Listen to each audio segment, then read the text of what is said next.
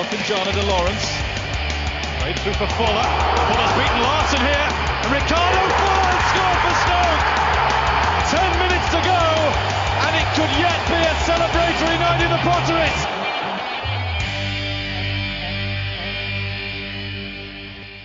Hello everyone and welcome to episode 5 of the Wizards of Drivel podcast. We're off the beat of the training ground as we begin to gear up for another season of Premier League football. We'll be talking Stoke's transfers, or rather lack of them, the Euros, all your correspondence and more. I'm joined by Jason Martin and Chris Brammer. Hello. Hello chaps. Hello. Now, because we like a challenge, we decided that we should have the first pod of the new season recorded before Stoke had actually signed anyone and before we'd even had a pre-season friendly to talk about. Now, at the moment, watching a live stream of Stoke away at Burton Albion in pre-season friendly, so expect this podcast to be lit with cries of goal from any one of us. That's presuming we score a goal. Well, yeah, it started all right, and as they're early, we'll get underway on the podcast. The Euros happened while we were away. Don't know if you saw them. 5 Stoke players involved, I think. Marko Arnautovic, Shaqiri, and all the Irish lads. Chris, what did you make of the Stoke players on show at the Euros? To be honest with you, I don't think that overly positive show. Obviously, Shaqiri had the should have been goal of the tournament, but it for some reason wasn't. He shined in. Yeah, shall we just talk about that? Pure anger. How?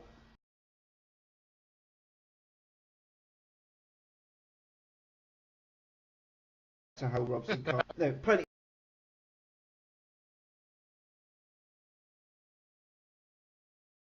Better than it was.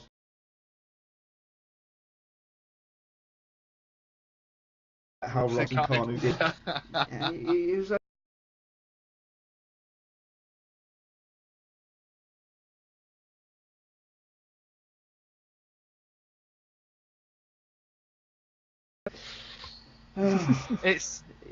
We never win any of these things, but usually it's because an Arsenal fan is. We don't even have that. Well, wasn't Robson Kanu like an Arsenal trainee? Because really? But yeah, it was just absurd. It was they gave it to him like, well done for trying sort of thing, and put it as this like riches to rag story of, oh, he's a free agent. He chose to be a free agent, and no one's going to be celebrating his goal because he hasn't got a club to celebrate it. It's just honestly, it just felt like, oh, you can't. And the defending was absolutely atrocious. It was just, I don't know, the Euros felt like a very depressing tournament. It didn't. I was really hyped up for it before it all started, and my phone's just gone Sky News alert. I don't know if you probably should put that on silent. But no, it's supposed to be like, I was really excited. It was going to be a really good tournament, and then I don't know, it was rubbish, and Portugal won, and it was just. Yeah, I don't know. It felt very, very underwhelming. I don't know if that's mainly because England was awful, and you know, as an English person, you pin all your hopes on, England will have a good tournament, but we'll see some great football. No, we saw nothing of the sort. England were rubbish. We saw actually quite boring football, and the one shining light, which was an overhead kick with Golden Shaqiri, doesn't even get recognised as the best at tournament. So there's just no point. It's all stupid. I hate football. Oh dear. The podcast for the week. Yeah, Jason. Marko Arnautovic had a bit of sort of hype going into this tournament, and so did the Austria team in general, and they conspired to be probably the worst side in it.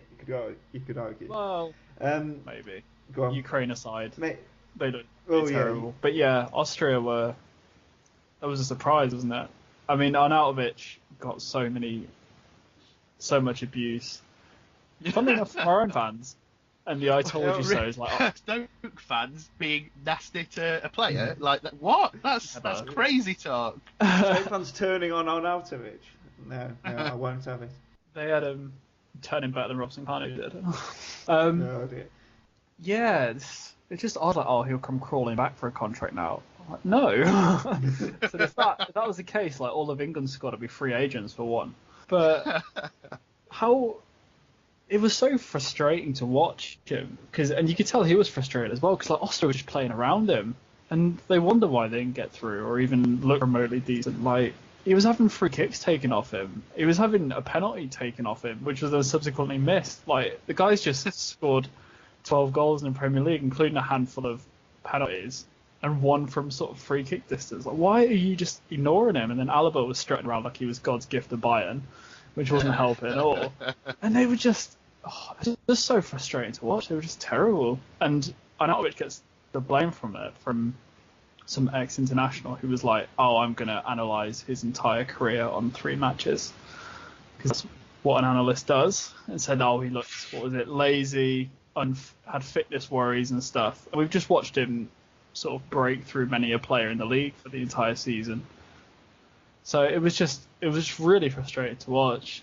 And I mean, on the other 2, I said on a podcast, I think the 4th one, that I worried Shaqiri would have terrible Euros. In fairness, he had a really good one for me.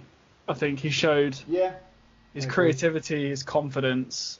You mentioned it in a recent piece on the Wizards website, David, that he doesn't always have to create the assist, but he'll be the man before the assist. Like, he will have a key part in moves. And I think that was pivotal again in this Euros. And he even got, an assist from a corner, which made my blood boil after the season we've just watched. Yeah.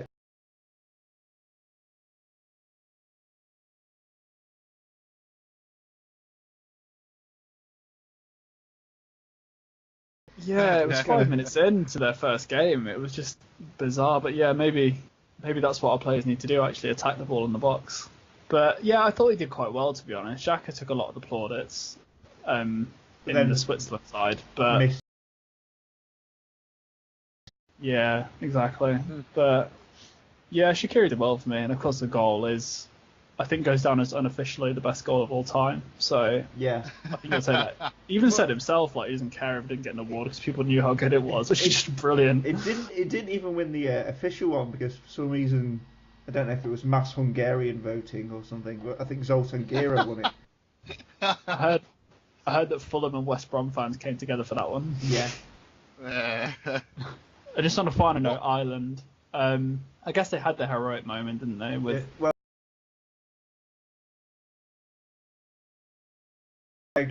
their one shining moment from the tournament, which was a win against Italy's reserves. No Stoke players on the pitch for that. So he can't even take credit for that. No, they weren't really at their best. Whelan against Sweden was quite got a lot of plaudits and did very well. And then Walters was out injured for a while, and when Whelan came back in, he just looked exhausted after the season he's had, which sort of does have, I guess, some ripples to our upcoming season. That look, he is exhausted. There needs to be some form of rotation for him for the coming season because he's not the youngest anymore, and this can't sort of go on. So yeah, it was a bit disappointing from the Ireland guys. Also, Wilson, given didn't get a kick largely through injury, and was it Randolph that was in goal for Ireland? Yeah, sort of stayed in the sticks. But yeah, overall, it was in the tournament. Thank God it's over. Well, for me, it was just the novelty of it was the first one I went to, so I like. You went along to it. Yeah. What was that like? Enjoyed the fan parks. I'm happy to hear the Will Griggs song over again. Considering a population of Northern Ireland was in Paris, I just got bombarded with that. But yeah, a lot of fun. Just Europeans all enjoying each other's company, and then the day after it came back, we voted to leave the EU. Yeah, it was a reaction to the quality of the tournament, probably. On a final, just one last final note for the Euros stuff. The thunderclap. Don't even dare try and do it this season. That can stay at the Euros as well. Let's just all the transfer news that's. Wait, I've got it here somewhere. Yeah. So no transfers as yet, but.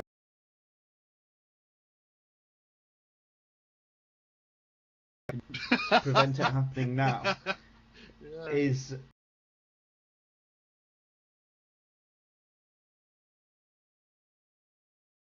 in true newspaper style correction, we falsely reported on the last Wizards podcast that Nathan Redmond, and I quote, he won't sign for Southampton. Less of the we, thank you. I said that Nathan Redmond wasn't going to join Southampton because it was a tentative link, and major outlets and sources reported that he was joining Stoke, and Redmond has made me look silly, so thanks for that. And I've now been banned from all transfer talk, basically. Apart from Sobhi, apparently, which people are being very daring to let me talk about him today. But yeah, it looks like a very exciting player. It's the kind of deal that I like, given that everyone else is throwing obscene amounts of money around and we're just picking off, I guess, a diamond in the rough for what will be considered extremely good value, I guess, at between £3.5 and £5 million. I've never seen like a fanfare like it, like the British ambassador in Egypt standing on the ball and all saying good luck to our little pharaoh. It was quite absurd. Yeah, the social media invasion from all the Egyptians has been quite remarkable. Chris, he's 19 years old. He hasn't played probably to any big tournament or in a big league in Europe or anything like that. Is he someone we'll probably just send out on loan? Can you see him getting first team game time? Without knowing a lot about him, I don't really know. I'd like to think that we were signing him to play in the first team, but then there was all that chat about whether he would need a work permit and all that type of stuff. I think has that been cleared up? Say, he doesn't need to get a work permit. He's got one of the special reasons for not needing one. Has that been cleared up? They don't seem too concerned about it for once. I can't tell if it's a good or a bad thing, but they seem to be. Apparently, one of the quotes earlier, which was online, was he's very keen to get going with us and he'll be a major part of our future. And as the Sentinel guys have said, they don't envisage a problem. Yeah. It's just waiting to be. I certainly can't imagine him being like the other young players we've picked up across Europe. I can't see him just going and being a youth player. He will either be in and amongst our first team, or I don't see why we would send him out on loan. If everything goes according to plan and he can play for us, I would imagine that they would start playing him. If anything, simply from a marketing point of view, was it one of you two who sent that article on ESPN the other day? James Whittaker in ESPN has written quite an interesting piece entitled "Ramadan Sobhi could spark global growth for Stoke City." Just talking about how Egyptian football fans could represent a big market for us, and it's not really somewhere you associate with a particular Premier League club, because I can't really think of a major Egyptian in the Premier League. Was Mido? He was. Mido at Spurs. Was he? He was Egyptian, but he was. Didn't really hit the heights. So yeah, that could be a. It's certainly what we could be looking at from a marketing point of view, and it's exciting in that regard, I suppose. Yeah, God help our social media when he's benched for the first game. Like, if they thought maybe some Stoke fans was bad, presumably it's just going to be loads of Egyptians now. But yeah, I remember the Turkish fans getting all uppity whenever we dropped Tunçay, which under Pulis was every week. Yeah, I think what Chris mentioned about can't see him loaning him out. I can't see why they'd grant a work permit, to be honest, if we said, we're going to loan him out straight away. Because surely they'd be like, if you're not going to use him, what's the point? But I think they've spent too much on him not to use him, and people are sort of jumping to the wrong conclusion of, he'll be another Moha just purely because he's a foreign young winger that they've never heard of. Completely different scenario. Okay, Moha came from Barcelona. Fair enough, it's Barcelona, but their C team. I don't think he ever made a debut for the first team or even the B team. And he's come in, had a season of under-21s, and it doesn't sound like it's going very well, to be honest, which, they can't all go brilliantly. It may be that a couple of years down the line he heads off somewhere else and to pursue first-team football. But Sobhi looks a far better player. He's got caps for his country, which is a top 40 FIFA-ranked nation already. And I think it was something like 20% of Al Ahly's goals this season had Sobhi either scoring or assisting them, which is quite mad for a 19-year-old. So yeah, I think he'll be a really good player. It's exciting because it is a complete in an age where we all play Football Manager and we all like have these ideas about these. Oh, have you heard of this Brazilian wonder kid that no one else has heard of? It's rare that we get a player that actually not that many people really know that much about him, but hopefully, that's a good thing. It means that we've picked other teams to his signature, and he might have an amazing season with us where he really just blazes himself across the Premier League and destroys oppositions, and no one complains on Facebook. And then he leaves. Yeah. But as of yet, he's still not signed, and when he does, he'll be our only signing so far of the window. We've jinxed it, haven't we? We've jinxed it. We've gone into detail now, and it's not official, and something's going to go wrong, and then we'll get blamed again. I'll tell you what, if this one does go wrong, like, of all the things, like, when transfers fall through, it's frustrating, but this has been like, ambassadors will be like, welcome back. The Egyptian fans will all just leave us. And it'll just be like, everyone's left your house party, and it's just you sat there like, guys. Yeah. Are you guys sort of concerned that we haven't made any signings yet? Because from the outside looking in, it does appear that every other club is making transfers. Are you worried that we'll miss the boat on a lot of players? Because there have been players linked, like Redmond, like Subhatic, who have joined other similar level clubs already. What do you think? I think the big one will be if Berahino goes to another club. I think that one will be a big sign of things not going according to plan. I know that there's been a lot of talk on Twitter from supposed people who think they're in the know, saying that, I'm really worried about what we've heard about the behind the scenes at Stoke. I don't know. I haven't got a clue what's going on behind the scenes. All I would say is that whilst, yes, it's worrying that other teams are picking up players and getting them embedded in their system, I think we've got long-term targets like Berahino and stuff that we are trying to get. We said about this on an earlier podcast where it's probably I like the idea that we have targets we've identified months ago and we are just pursuing those targets. We're not just going out and buying players willy-nilly because suddenly we need to fill this position. We need a player to fill that position. We've got an idea of how we want to play and of the players that we want in those positions, and we're going to chase those particular players, which I like. So I'm hoping that we just have long-term targets that we are chasing. Berahino being the main one. If he goes elsewhere after all the chatter this summer, I think that will be seen as quite a failure, especially if it's over a difference of like £4 million. Like the rumours were we were trying to offer 16 million and West Brom want 20, and we're struggling to make a deal.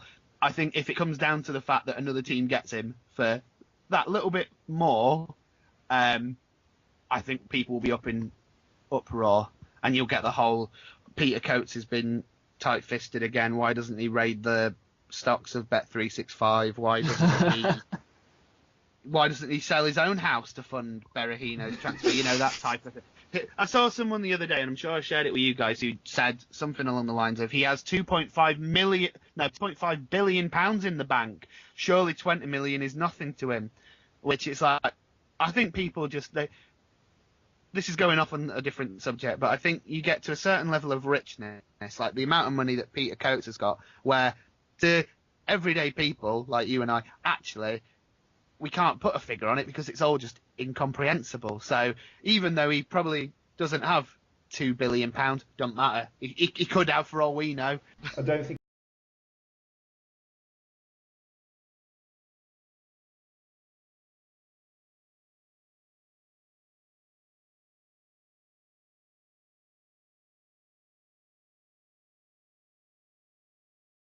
Facebook stream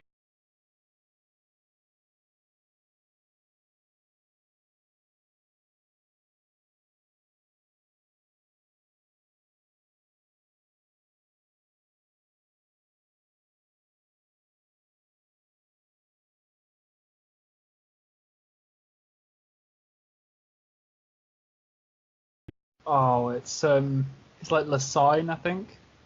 Okay. Yeah. Well, I've just made myself look an idiot then.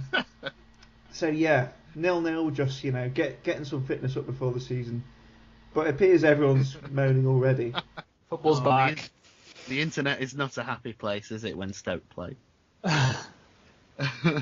No matter what happens, there's always one person who's complaining about anything, like anything and everything, not just like football matches, but all through the summer, whenever it's been I don't know, oh, we are linked with such and such a player. Oh, we don't want them. They're just the worst. But my favourite was when Subotic went to Middlesbrough the other day. Someone put something along the lines of, well, if he's not good enough for Dortmund, he's not good enough for us. Now, whilst I appreciate that there is, loyalty to the club and, you're passionate about your own club, I don't think Stoke City are yet comparable to Borussia Dortmund in many ways. So to say that, if he's not good enough for the team who are playing in the Champions League, then he's not going to be good enough for ninth place Stoke City. It doesn't really work for me. But apparently, it's not just transfers that we complain about. It's also 0-0s against Burton. Who knew, eh? Who knew? Well, Aston Villa, at the time of recording, are losing 1-0 to Worcester City in a friendly, and apparently being booed by their travelling fans. So, could be worse. Could be worse. Could be worse. If you did want to see some positive Stoke play, you can check out the season review DVD, which went out last week. Yeah. Nice little plug in there. What a segue. So I ordered it because they had free worldwide delivery, which is good for me being in England. So it's normally about £7, so I was dead happy with that. Oh god, the perks of being in exile. But so this was my first season review DVD, so I don't really know what to expect. If you've never got one before, what it isn't is full 90-minute games of all season, as much as I'd love that. It's basically a 2.5-hour DVD of the sort of highlights you'd expect to see on Match of the Day, albeit without the boring comments. So you can select by month, by goal, or just watch it all at once, which is what I was doing. Without. Just like, we're not bitter. Match of the Day is really bad, I am. isn't it? Because it's just like, we can play like Chelsea somewhere, and they'll be like, Stoke, doing good this season, aren't they? And they'll be like, yeah. Nursery analysis from Danny Murphy. No. But I think, it was really good to watch it back, because by the end of the season, despite Juice's last-minute winner on the final day, it felt like a really frustrating season, and we were going backwards and everything.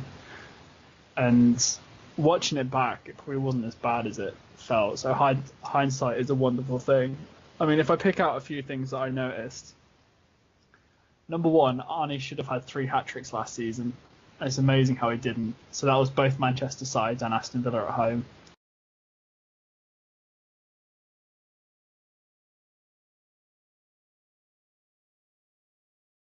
And yet, it's a lot better than it was. Yeah, it's improved. And a lot of offside goals as well last season. All on Arnautovic. Most of them were correctly ruled offside. Others gave us a fighting chance in the League Cup. But he could have easily hit sort of 15 to 18 goals last season. And that for a winger at Stoke, like when we're crying out for a striker to hit 15 a season, is quite absurd. Juve, I know he's not everyone's sort of cup of tea, but he looked a serious threat when he played. Like watching his runs and stuff over and over again, like, and getting in the right place at the right time. Fair enough, he didn't score all of them, but he still looks like a real handful and stuff. And I think that for the coming season, he should be an option, whether it be first choice or second choice behind Berahino, etc., or even third. But he should. Well, it's funny you should mention Berahino, because I've just seen that he's scored in West Brom's pre-season friendly. Maybe Pulis is cancelling that paperwork as we speak. Oh no. It was also a nice reminder how technically able Hosselu is, who sort of, I guess in terms of the discussions for last season, this season sort of slipped under the radar, but some of his passing and stuff, like outside of the foot, to put players through, and obviously it could be a big season for him. I'd like to see him sort of get those 10 goals. It remains to be seen if he's going to get given a run. Do you think Crouches will be gone this window? He has been.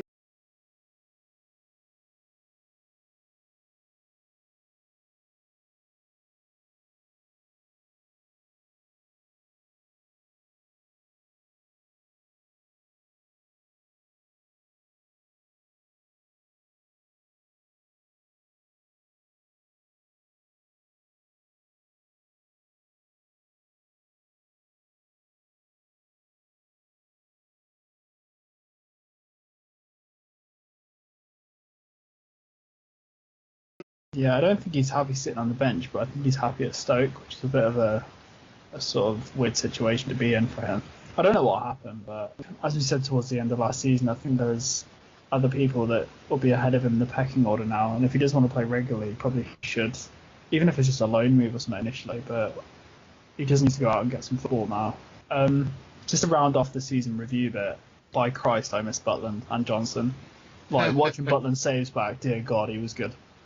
And Johnson was brilliant as well. And I think having those two in, Johnson sort of worries me a bit because he's the wrong side of 30 now. So maybe that we look to future-proof in the coming years. But having those two back would be a big bonus for us. And then I thought, with those two in, a fully fit Bojan, a backup winger now, if we keep Arnautovic and have a settled sort of centre midfield, we'll actually have a really good team. The only bit that concerned me from the season we watched in the back is sort of our defending, and then sort of been further exacerbated by the fact that Shawcross is out of obviously the Burton game that's going on now with a back injury, which apparently isn't linked to his long-term one, but you're going to need to worry. I think centre half probably just jumped to the top of the list in terms of priority for the next transfer, and I think if we strengthen at the back and keep all our key men, then we could actually have a really good season despite the amount of money that other clubs are throwing around. We've got a very good team. These trips to America, there's obviously the marketing element, trying to, get our name established over there a bit more. There's the sort of fitness element of maybe playing in hotter conditions. But do they really work for clubs like Stoke, you think, these American tours? Well, apparently it's a lot more stable than the Singapore trip was last time. They said in the preseason interviews that they're just at one base now over in the US, so they can just operate from there. There's not a great deal of travelling going about, so it should be a lot calmer, a lot more structured than it has been in previous preseasons. So that sort of helps. When does preseason work? I guess you may as well try it, but at the end of the day, it's another 90 minutes under their belts, isn't it? Does it work in terms of a marketing thing though? Do you think? Because I don't know. Maybe it's because we've grown up in a completely different football culture, but I just can't imagine going. I don't know. I can't imagine like a young American turning up to friendly against Stoke and being like really, really converted to they're the European team that I'm now going to watch. I mean, I could be wrong. Like there is an insatiable appetite now for soccer and the MLS. Like it is a growing league, and people are getting more and more interested in America for it. But anything that increases our brand identity globally is a good thing. I don't know whether a one-off match does it. And what's weird, I'm looking at the fixture list now.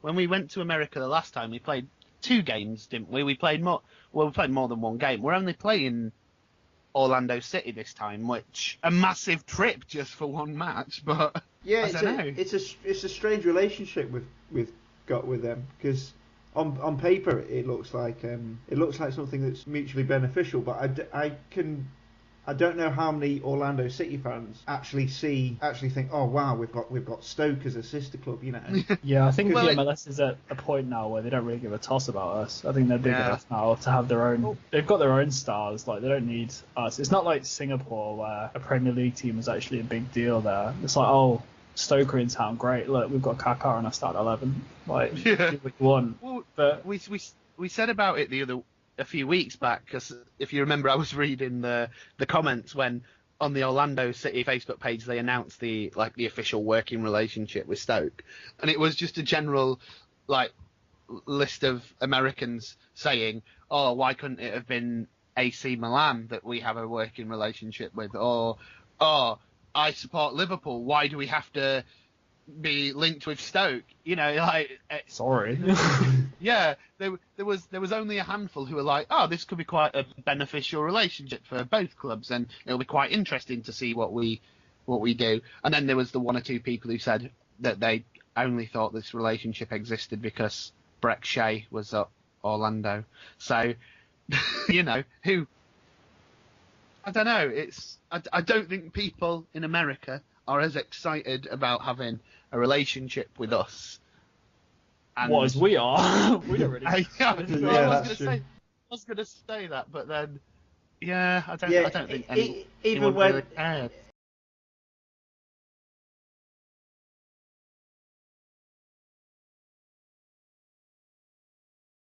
Yeah. I just thought great.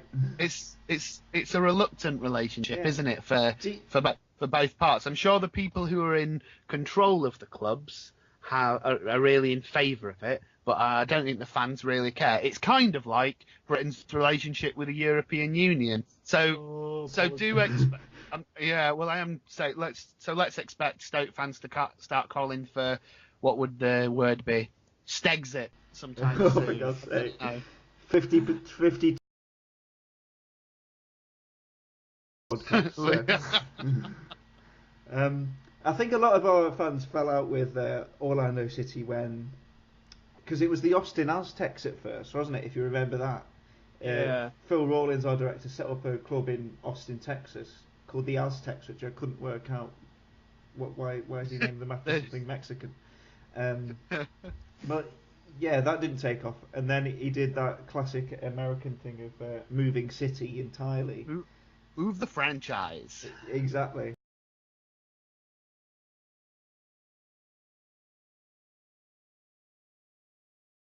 England,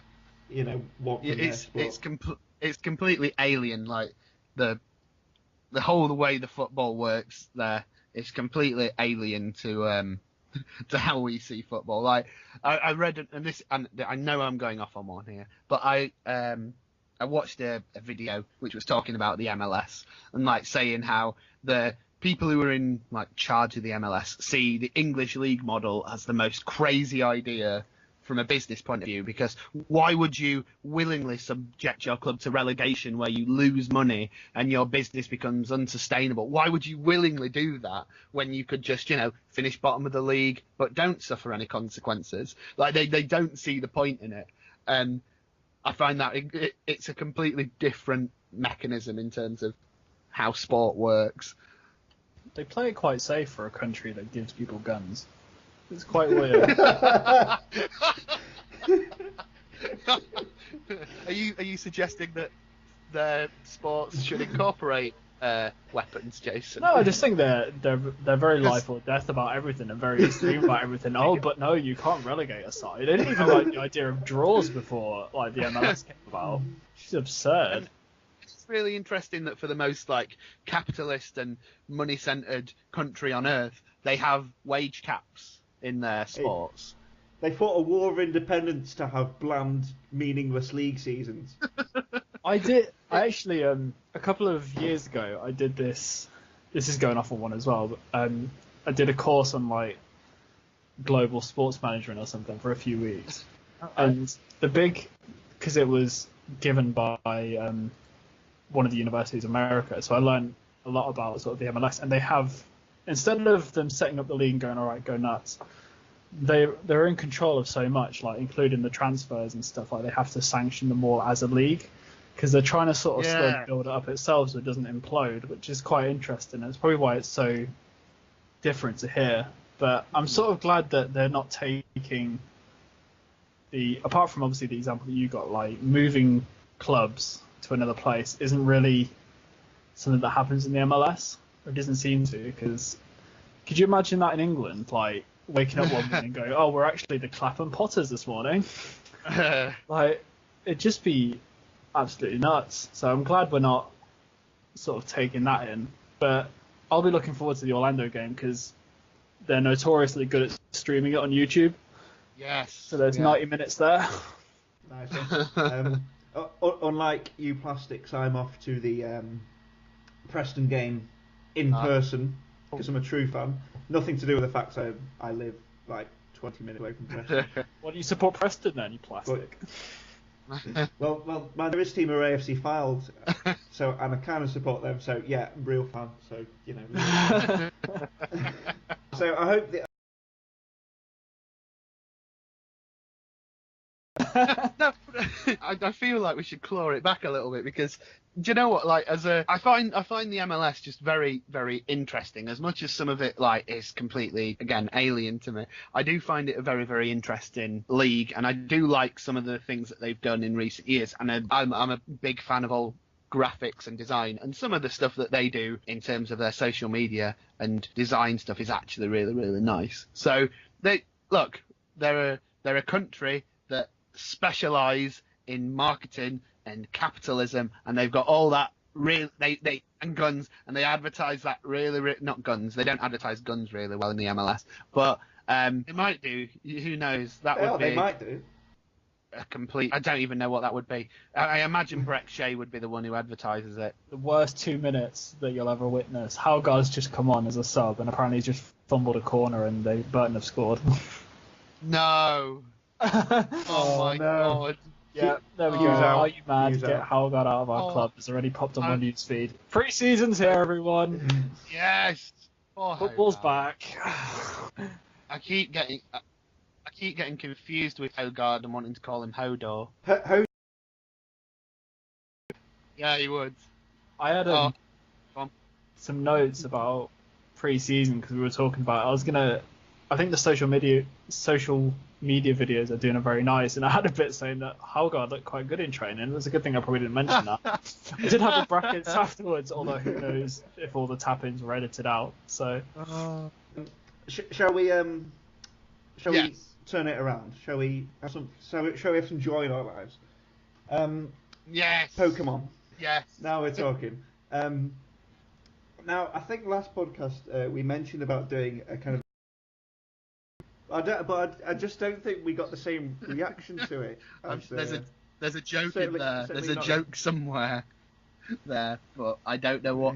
I wouldn't want to say in case, I've already offended Americans on this podcast. But we'll go to the correspondence now. Well, the three of us here have been kind of attached to Pokemon Go for the last couple of days, so we thought we'd celebrate that by somehow working it into the podcast. We found a way. These are your Stoke City players as Pokemon. #Stokemon on Twitter. And Chris, I believe we've got a prize for the best. We have. Well, it's choice of whoever wins. We've got the Marko Arnautovic sat on the Iron Throne poster that says "All Hail the King," which they'll be sought after soon when he moves to PSG. And we've got a few left over of the Mark Hughes Revolution posters, which is Mark Hughes mocked up as Che Guevara. I mean, people don't have to have them if they don't want them. Like, I've got both on my bedroom wall, to be fair. They're lovely. I don't think there's anything else anyone could ask for if you had one of them. Stoke City players as Pokemon. We have a 4-3-3 with a subs bench. Thank you to everyone who sent these in. Sorry if your pun didn't make the cut, but we have some standards. No, we don't. I think that laughter said it all. In goal, Asmir Begovic Drivel. That's a stretch.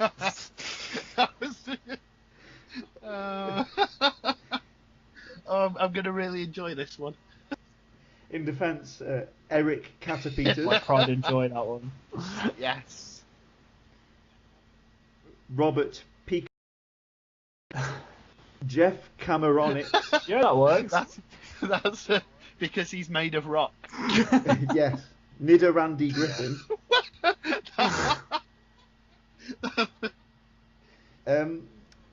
Graham. That one's that's took some thought. That one. You use teleport to a different club. Wait. You realise that this section has completely alienated anyone who's never watched Pokemon. Like, at least with the films, you know, you've heard of the film titles. If people haven't watched Pokemon, then this is done. Michael, if you go to the Wizards FC Twitter, we've retweeted some god awful photoshops of Stoke players as Pokemon. Michael Lickertong plays with Jack. Excellent. Wow. My favourite up front, Vincent Paracharizard.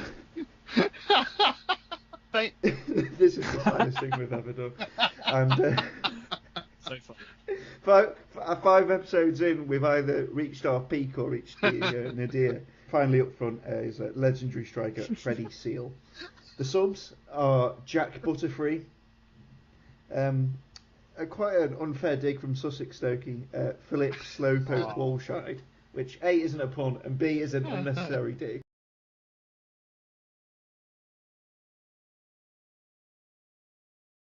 Dugong and Martin Squirtle.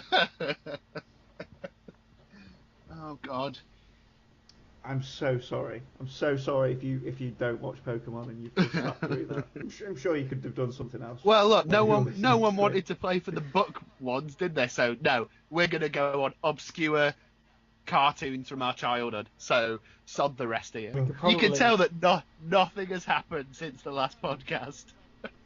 Stoke. For God's sake, Stoke, either score a goal or sign someone. Speaking of which, this is what just scored again. Oh, for God's We're sake. losing to Burton. Tony Pulis is going to keep hold of Berahino. People don't watch Pokemon, and the American... Shaqiri didn't even get a bloody goal in the tournament as well. The Americans hate us. We've alienated the Brexiteers. This is the worst thing ever. We're moaning already. Oh. Everything's just so bad. By the way... Yeah, so thank you for listening to episode 5. Oh my no, God, what? what? Oh my God. How Right, should we go on to the actual the stuff we've done? just descended into- We've actually done a bit now. Oh, right, okay. Everyone calm down. Okay. Everything is going to be fine. And it's going to be fine over on wizardsofdribble.com. Jason, what's been going on? Okay, so Dave's looked at if we'll finally see the best of Jordan Shaqiri next season. We've had a nice discussion about Stoke City's actual club badge, and that's going to lead into a nice blog that we're doing, looking at basically a whole rebrand and redesign of Stoke City. We're going to look at the badge, and there's some lovely kits being designed by Sam at Wizards, and potentially some talk about the stadium. But I don't know if my idea of having a kiln in each corner that spews fire whenever we score is going to work. And then there was, in terms of the most recent one we've done, there's the whole debate about the English Football League trophy, which was the Johnson's Paint trophy, which we've mentioned on the podcast before, but me and Dave basically went head to head about whether Stoke under 21 should be in or out. We've got a brilliant piece coming on by our guest Martin Cook, who looks at Shaqiri and Mbula ahead of the new season.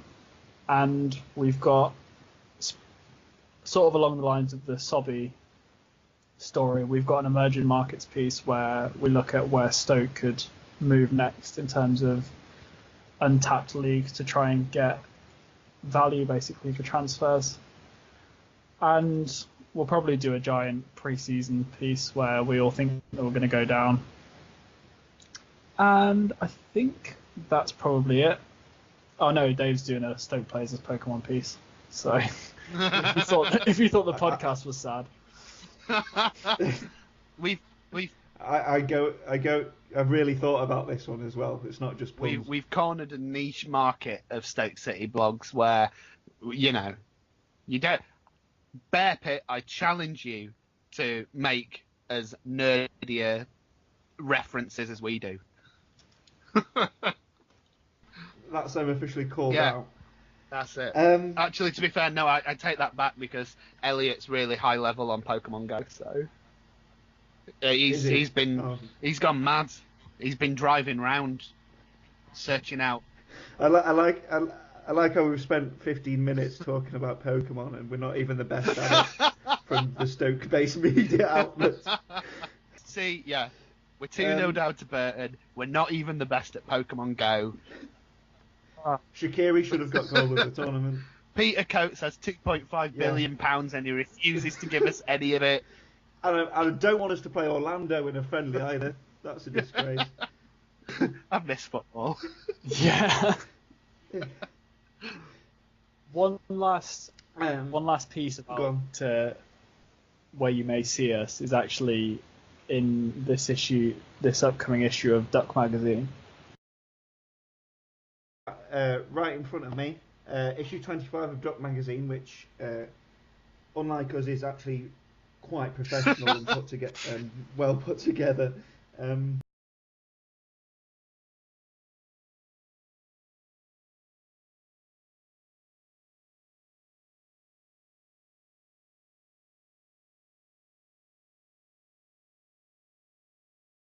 The podcast has descended into some chaos, much like the Stoke backline appears to have done. Don't panic, Shenton's coming on. Yes. And Ngoy and Waring. Nice one. We'll probably score once we finish this. But if you want to get in touch with the show, it's at Wizards of Drivel on Twitter, and you can find us on SoundCloud. Just search Wizards of Drivel. iTunes, you can find us by searching Wizards of Drivel, or just by searching Stoke City under podcast. We're on YouTube as well, so hopefully we'll be out on all those outlets soon, and you can listen to our first 4 episodes, which made a lot more sense than this one. I think we were a lot happier back then. So if you want to reflect on happier times, happier pre-Brexit times, listen to those 4. Pre the partnership with Orlando City, I think you mean. That was when we were happier. From now on, everything's gone downhill since the announcement of our partnership with Orlando City. There you go. I'm putting that out there. And in a few podcasts' time, we'll call back to that and we'll see if people have been listening. That reminds me. Oh, I thought you said we scored then. to go back to, I'm really sorry. I'm going back to the Pokemon for just a second because we didn't award. Oh no! Whose was the best? It should be Chris Stoker, who sent us 4 of that team. Edging his bets there, is it? Yeah, which include the great Cameronics and Graham Cavabra one. So I think the poster to Chris. Chris, if you get in touch with us at Wizards of Drivel, claim your prize. Chris, if people want to tweet at you, where should they send that? They can do so at Bramard. Yeah, just tweet me. It's time to go, I think. They could, at Bramard, tweet me, talk to me about your favourite Pokemon type, and just don't bother talking to me about football. Yeah, Jason. At STFCJs, and you can shout at me for transfers falling apart. Yeah, you can blame me. You can blame me for this shambles at David Cowlishaw on Twitter. That's it for episode 5. If they'll allow us, we'll be back for episode 6. But maybe you did enjoy this podcast. Maybe you do want to tell people about it. Maybe you just want to tweet about it, get the word out there that there is a Stoke City podcast about. And we'll be looking to do more regular shows as we build up to the new season. So see you then. Thank you for listening.